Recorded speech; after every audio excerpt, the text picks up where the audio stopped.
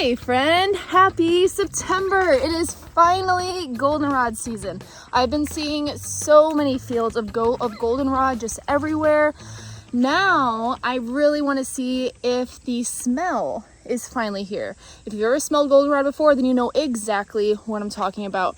But today I am prepping my hives for winter. I haven't been in them and I think it's been 2.5 weeks now.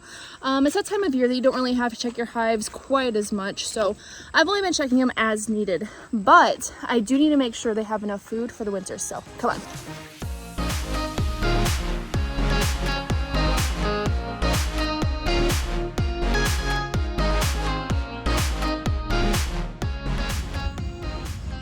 Oh yeah, goldenrod is hit. It smells like dirty socks back here, and that is a really good thing.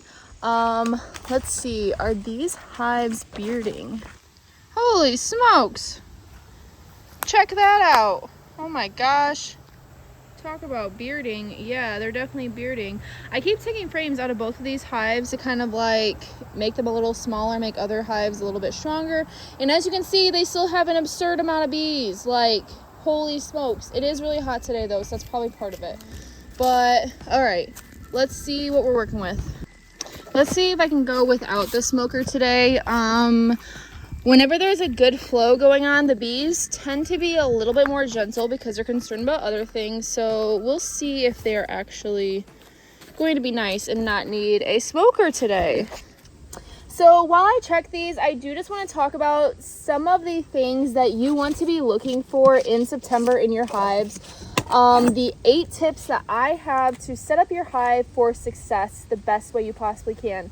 And the first thing is if you aren't getting a flow, now is the time that you're going to want to start feeding to put on some weight on your colonies. That way they have enough food stores to help them make it through the winter time and do really well. Oh, this hive is getting a lot better. This hive in particular was looking a little weak last time I checked. Because kind of cool, this hive went through a brood break, and just like I keep saying in some of my past videos, when you do a brood break on your colony, the theory with it is that then that next round of brood, all of the mites are going to just storm the cells, and there's going to be more mites in the cells than there normally would be.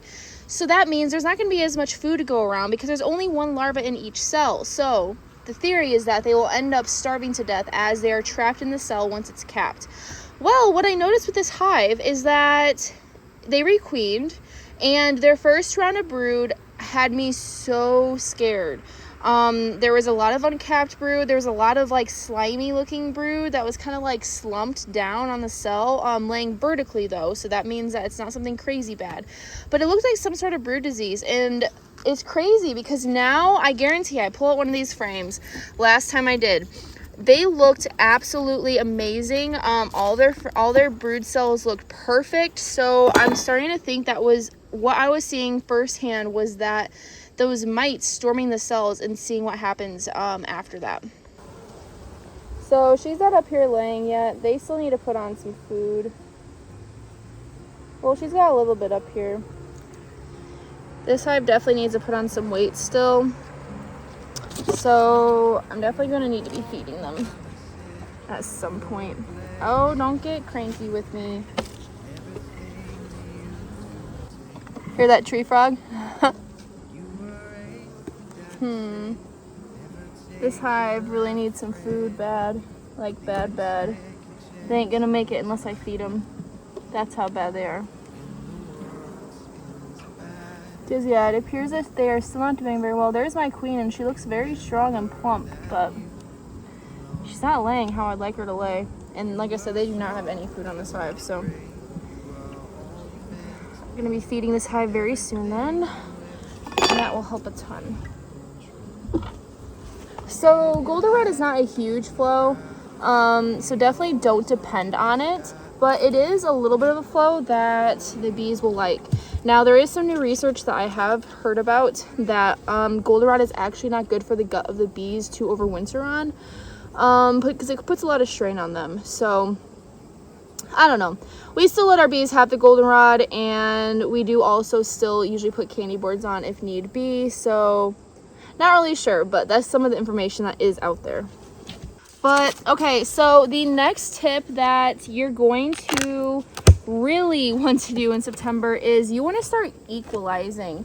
I've talked about it many times on here before, and what that is you're going to be taking from the rich and giving to the poor. So if you have a hive that's super strong, like that hive that's over there that has a ton of bees on the front of it making a beard, then you're going to want to take a couple frames from them and give it to your wheat colonies. That way, ooh, this got a little bit heavier. That's good. But that way your wheat colonies have a fighting chance, and your strong colonies don't start to get swarmy on you, or they honestly don't need that high amount of bees.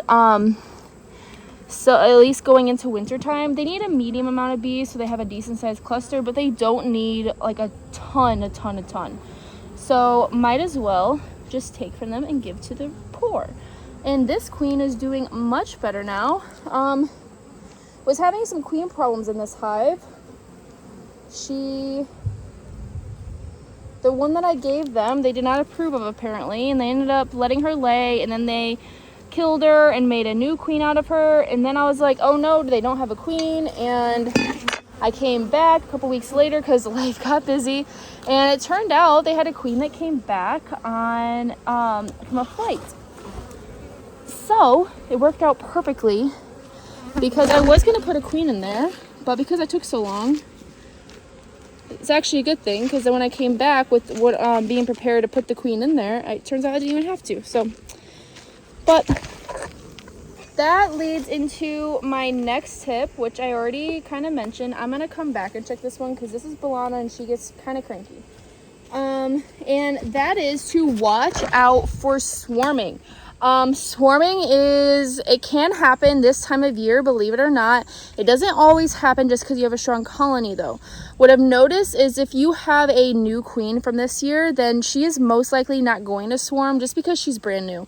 But if this is like a second year queen that you have, and you have a really strong colony and you have a really good flow coming in, they might actually swarm this time of year. So keep an eye out for that and make sure you're giving space if needed. But only if needed, because this is the time of year that you also don't want to give them too much space, because then you just have to condense them back down anyways. So yeah. The fourth thing that you're going to want to look for is you want to do your last bit of mite checks. Ooh, they got some nice propolis going on in here. Oh man, they are packing it in here. They are packing it in real nicely. They weren't like this before.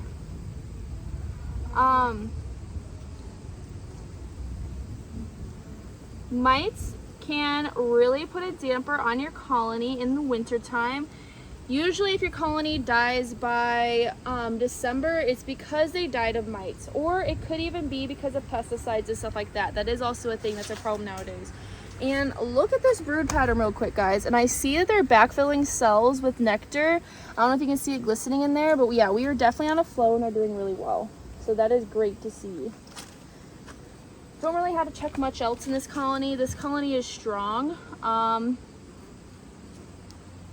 which is exactly what I wanted to see, because I was trying to build this colony up. And this one was a hive that was started in July. So yep, and they're starting to gain some weight, so that makes me really happy. Yeah, cool. And kind of piggybacking off of equalizing, another thing you're going to want to do this September is this is the last chance that oh, I love that. This is your last chance to do any bit of combining wheat colonies. And the reason I say that is because you don't want to wait until it gets too really late in the year. Otherwise, the hive, they have to plan out their next steps going into the winter time. And in order for them to do that, they need a little bit of time. So if you're combining colonies that were a certain size all of a sudden in, say, like October, then they're not going to have enough food stores. They're not going to have the plan set, and they're really going to struggle because all of a sudden they go from this amount of bees to this amount of bees. So yeah, if you want to combine colonies, I would do it now. I would definitely not wait. Ooh, all of these are doing so good. Like, look at this. Remember, this is a hive that I gave 2 frames of brood, and see how quickly they got bigger and started doing better. Like, this hive was so weak. I started this also in July, and they didn't have a laying queen until I believe it was like the 1st of August. So it just shows that equalizing really does make a difference. And the bees are a tad bit grumpy when I open up these lids, but I've seen them way worse. It's just because it's getting late in the year, so they're like, hey. You can tell because their propolis is getting a lot stickier right now, so it's harder to take some of the frames out. Yeah, they ain't happy with me. They're like, yo, what you doing? I just want to look at one frame.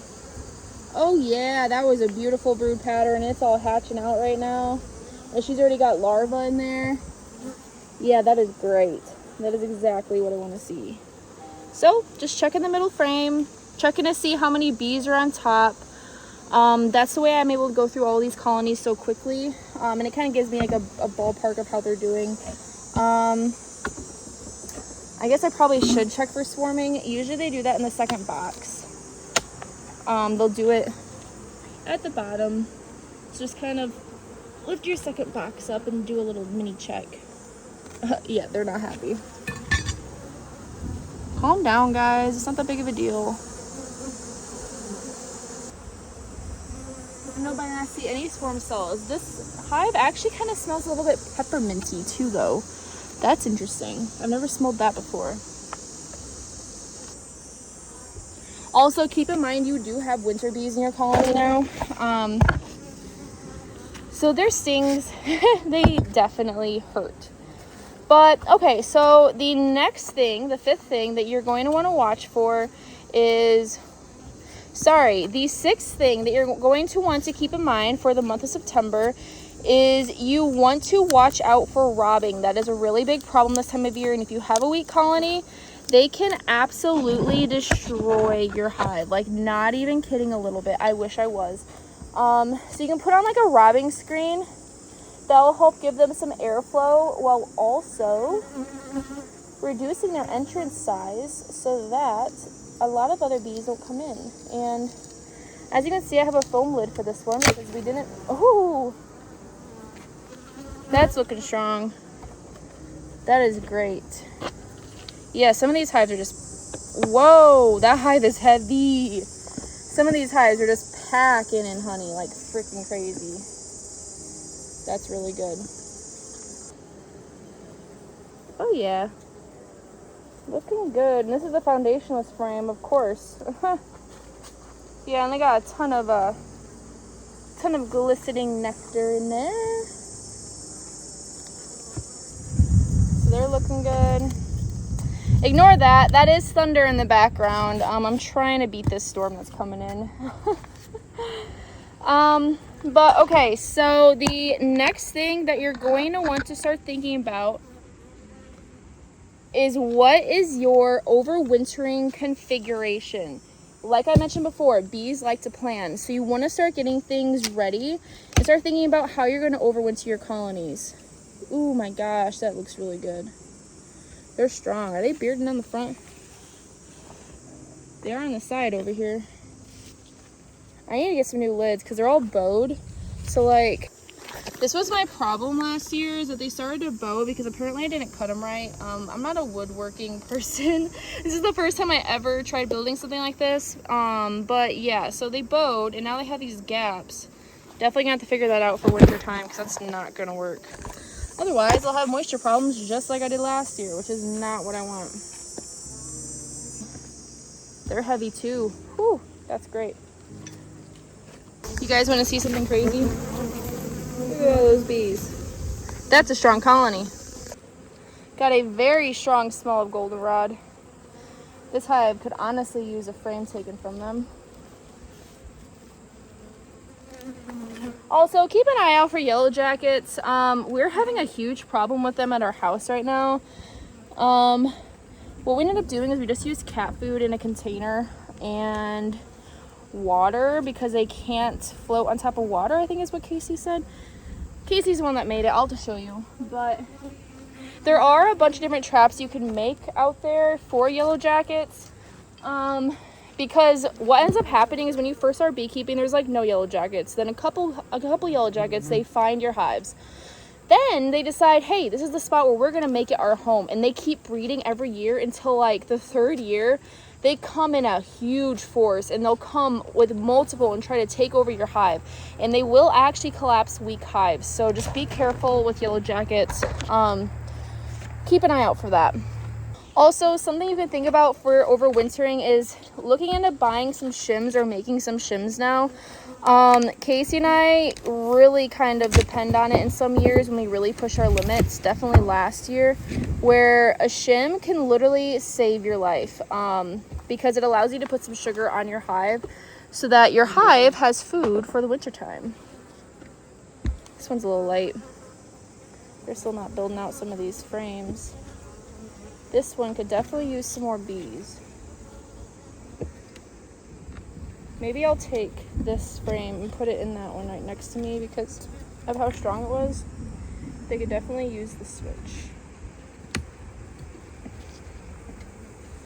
And then they'll probably draw it out better. Yeah, I'm gonna do that.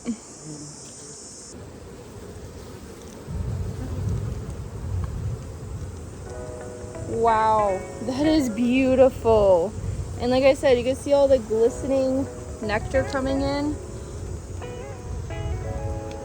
That is great. I'm gonna make them draw this out. They ain't gonna be happy about it, but they're gonna have to deal with it.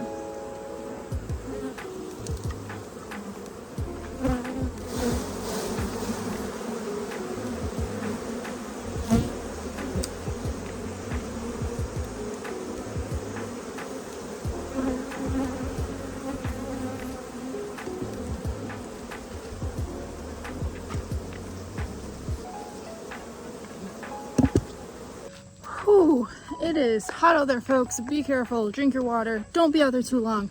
But I am whooped, so I am out for the day. Peace out. And don't quit, be fit.